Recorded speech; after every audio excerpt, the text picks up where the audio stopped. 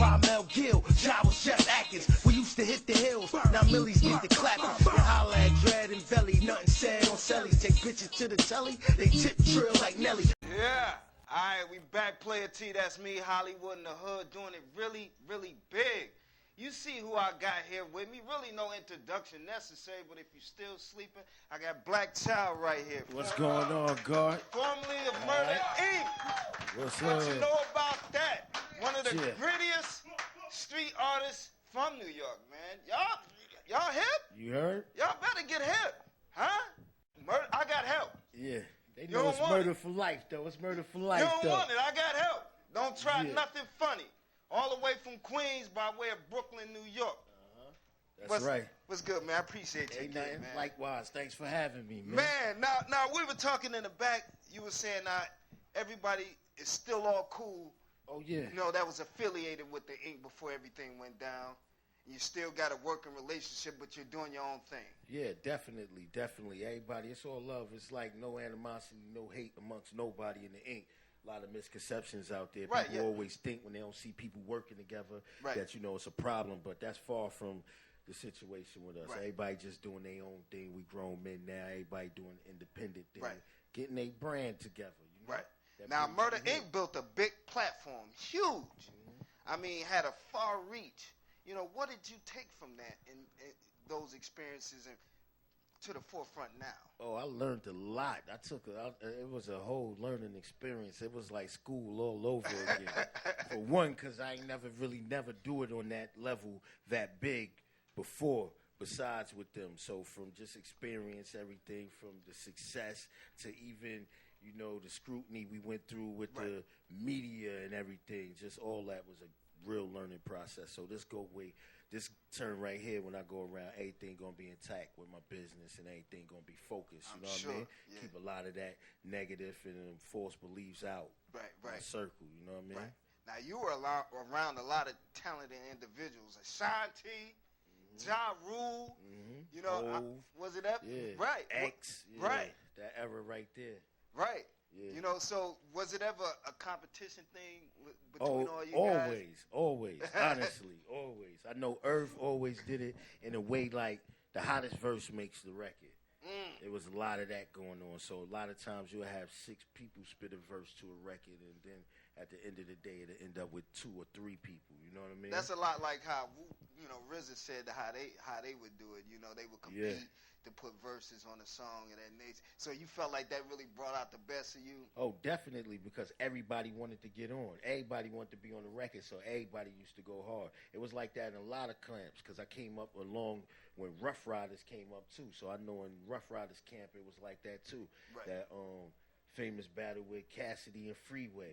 Right. That was just in the studio. You know what I mean? That's how it used to be in the atmosphere. Rockefeller, too. Rockefeller, Rough Rider, Murder Inc., that whole little era right there when we was running together. That's what it was about.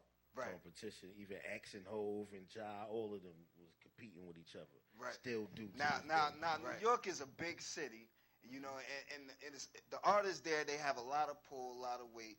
You know, how was your market share in New York? You know, Black Thoughts. You know, did you have a real strong base there in New York? I would assume so. Yeah, definitely. I kept my studio in the hood, on Jamaica Avenue.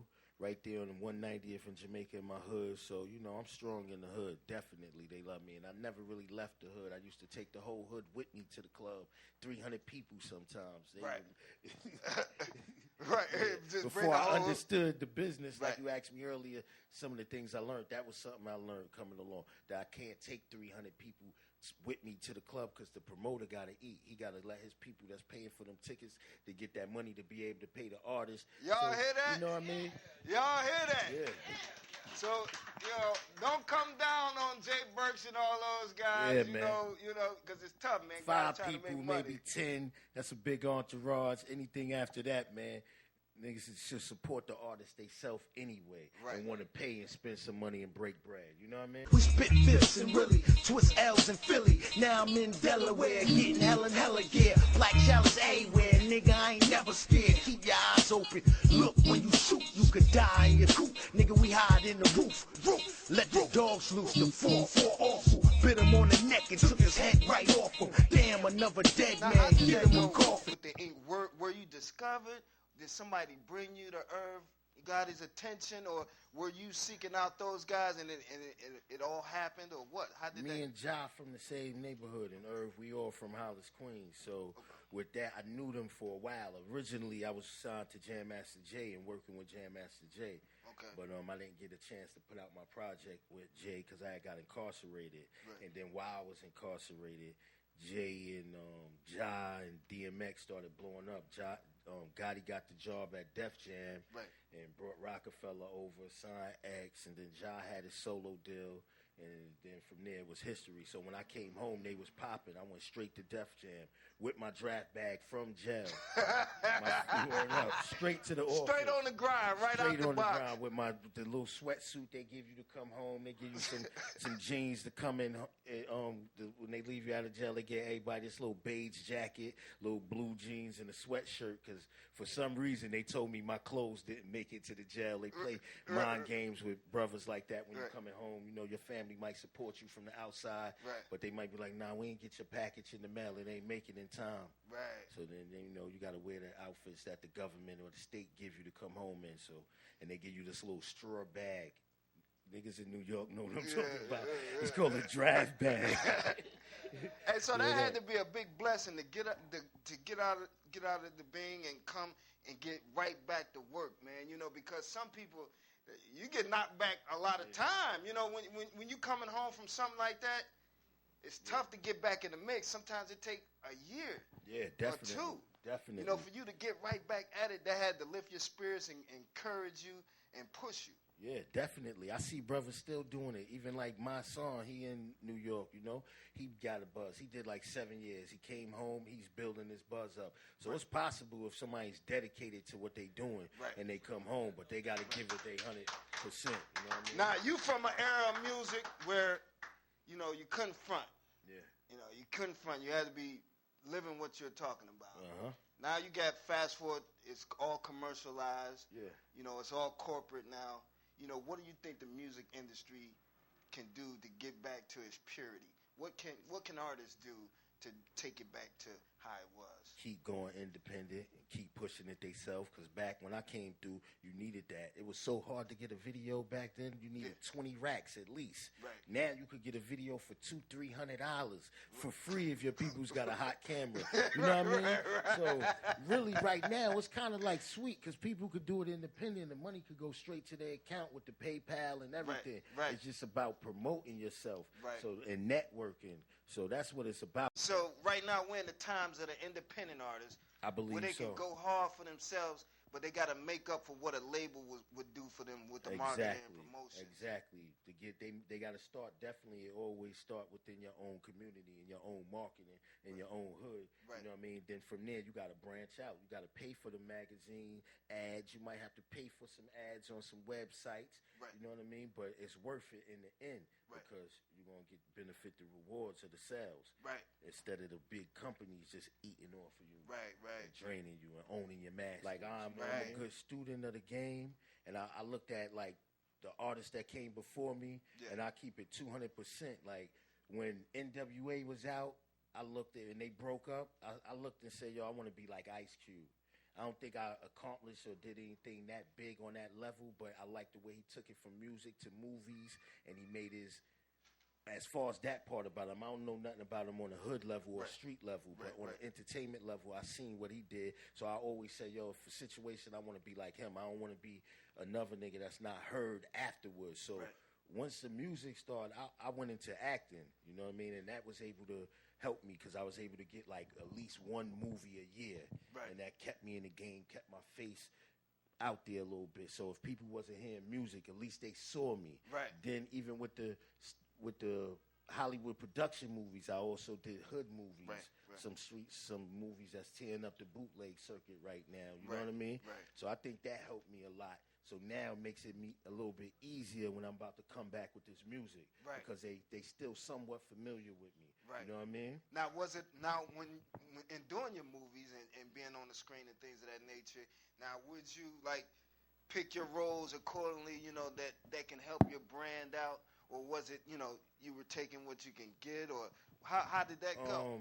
It was mainly taking what I was getting, and basically they always was putting me in the street role.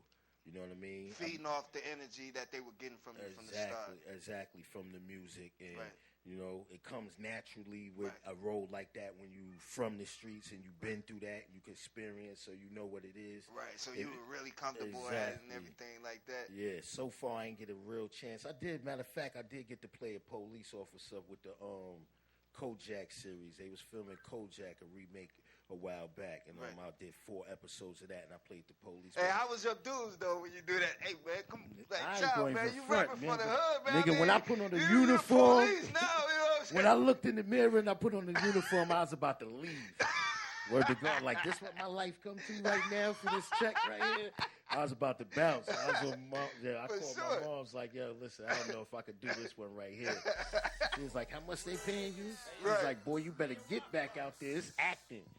Ever since then, it wasn't really nothing. Plus, like, even that role was easy because coming from the hood, you got, you know, interaction with police, from them stopping you and all that. Then from rapping, you know, from them being security at venues, so it wasn't really hard to act like police. It was a check. It's a job, you know what I mean? Ice-T getting caked up right now for all for that, you know what I mean?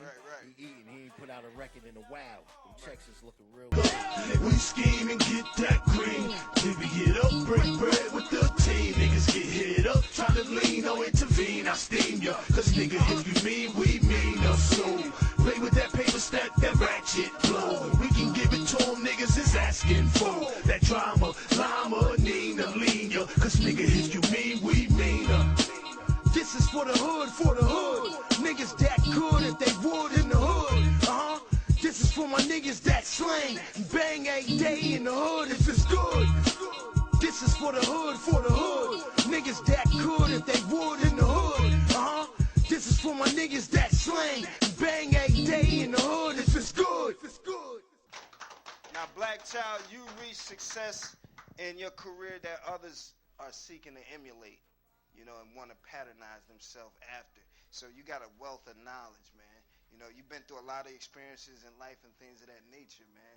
You know, kind of give us a little background. You know, I want to go into what you're doing now with your music, your mixtape and everything. Give us a little bit of background, man, how you even got started, what your life was like and things of that nature. Well, I got started with Jam Master Jay as I just start from like the musical aspect. Okay. But before I signed with Jay, I was always cool with Ja and Irv. And Irv was working at TNT. He had this artist called Mike Geronimo. Yeah. And we used to go to the studio with them and all that. I was young back then, but I used to always go to the studio. So I was How old were you? I probably was like 15, 16 back then. And I used to spit with DMX and Hove. I had a joint with them back then. You know what I mean? Around that age then? Yeah. Okay. That Gotti had put, it was I think, was it Time to Build? Nah, Time to Build X was on. It was on If It's On, It's On. You know what I mean? Okay. It was going to be for Mike Geronimo album. I don't even know if it ever made the album or what happened to the song. I know it's floating on YouTube, but from there, that's how I was able to get to know DMX, Hove, and Ja was always my peoples, but I was signed to Jam Master Jay. Right. And then I had my man Perry, you know, in Jamaica. Shout out to all my peoples in Jamaica. He was holding me down around that time, you know what I mean? So he had us up in the tunnels, popping bottles and networking, because one thing I did learn from this industry, that if you want something, you got to go where it's at and get it. Right. You know what I mean? Yeah, so I was fortunate enough to have a few people to support me and help get me there. You know what I mean? Wherever they were shooting the movies, like even with the movies, sometimes I used to just go to the set and fly out to LA and network because I knew people I was able to get on. But it was really from me going there, making it happen. You know what I mean? And nothing gonna fall out the sky. Exactly. You can't pray for it on your knees. You got to go make it happen. And that's really the main thing. But I started with Jay. Jay had me in the studio. I learned a lot from him as far as catching my timing with flow and just how to, you know, the cadence and different octaves of your voice. Like Jay had me in training. That was my boot camp, really. Okay. You know what I mean? Yeah. And then from there, I was able to just do my thing. And niggas was feeling my verses. Gotti was feeling my DMX and Hove encourage you? Hey, Black Thought. Oh, yeah, all the time. Because when I was locked up, I think that's when Can I Get It came out. And every time it was on MTV, I went and wrote a verse. Every time, you know, that shit was on MTV crazy. That Can I Get It what? That shit was crazy. So every time niggas used to be like, yo, your man's in Monty, I'd be like, I know. And I'd be like this. Word up. Like, for real, let me go back and write a verse. So, yeah. And even right now, with seeing how far they took it with Hove, with the Brooklyn team, with the Nets and all that. Yeah. X did his thing with acting, you know what I mean? Ja, he incarcerated right now, but he took it to another level, and that's just a minor setback that every black man in the hood go through just about. Not every black man, but most of us, 90% of us, got to face some type of jail or incarceration, but that shouldn't exclude them from being able to get employment. You know what I mean? So when we was in position, you hear that from Black Child? Yeah, when we was in position, Irv was hiring. You know, he had people around him. You know, Preem was around him. It's documented. You know what I mean? Preem had ideas for movies, good business ideas. You know what I mean? And people invested in that and believed in those ideas. And other, you know, police, FBI, government, you know, they know the history and things like that. So then they attacked the corporate for affiliating with these people. That was one sense of it. The sense of, you know, we was a little reckless and wild with it too. I ain't gonna front. We was niggas with it. When we was doing it, we wasn't really approaching it. Now I could look back. I'm a little older, a little bit mature. We was definitely wild. I know I was wilder back then, wilding out, drinking, cars, crashing cars, wrecking mansions, just doing things, you know, that people that didn't have much, when you get something, that's how you act with it. You know what I mean? But, you know, you get older and mature. So it was hard, but it affected us corporately wise too, because you had corporate, Def Jam, Universal, scared to really invest. We couldn't really go get 20 flights no more. We couldn't go get 5 limos. They used to be like, all right, why y'all need these many flights, these many hotels? After it started coming under a lot of scrutiny and everything. Yeah, exactly. At one time, Ja, green light, he hot. Oh, the whole team, the whole label. Where y'all want to go? Vegas? Yeah, give us 6 suites, all that. Then it started cutting down.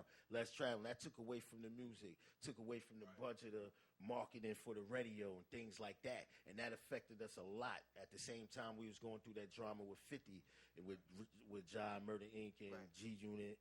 And it was double, like, homicide for us, you know what I mean?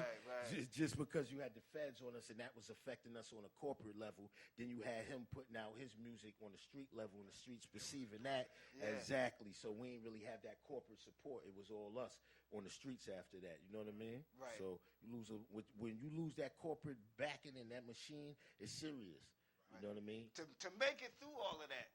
Huh? Yeah, without still a scratch had the drive and determination to go forward, man. That's to be commended. Now bring it back to the forefront. You got new music right now. Oh yeah. I like the title too. Silence is golden, duct tape is silver. So you know what it is. You already That's right. know. Silence is golden, duct tape is silver. I say that says a lot in that title. You know what I mean? And to bring it to the music and not just always give a street aspect of things. I'm gonna have the silence is golden to be more like my smooth songs where I'm laid back. I ain't really too yelling, screaming. Might be some R&B features on that. And then the duct tape is silver be that what they know me for, that hard, aggressive Murder Inc. You know what I mean? Just street black child movement where I'm getting a lot of frustration off my chest, you know what I mean? Because the music does that for all artists. I think when they go in the booth and they writing, you know what I mean? You could get a lot of frustration off. You could release shit that's on your mind. So I'm going to give them a double CD because I ain't have nothing out in a while, big package. And it's just going to be a collection of all my music from over the years. Everything I've been through is going to be wrapped up in this 2 mixtapes right here. And then from there, I cook up the album and get ready for something else for them. But right now, what can they find you on the web? At Mr. Black Child on Twitter, you know what I mean? I'm on Facebook. I'm about to be at Mr. Black Child on Instagram. I'm just getting really functional with these social networks like the way I supposed to. I know it's a big outlet, but I got many songs on YouTube. You know what I mean? World Star got a little video up there, some little freestyles, different things. But definitely catch me on Twitter and on Facebook, Instagram. My website will be up soon. Right. One last thing. One word to describe Black Child. Religious thug. That's 2 words.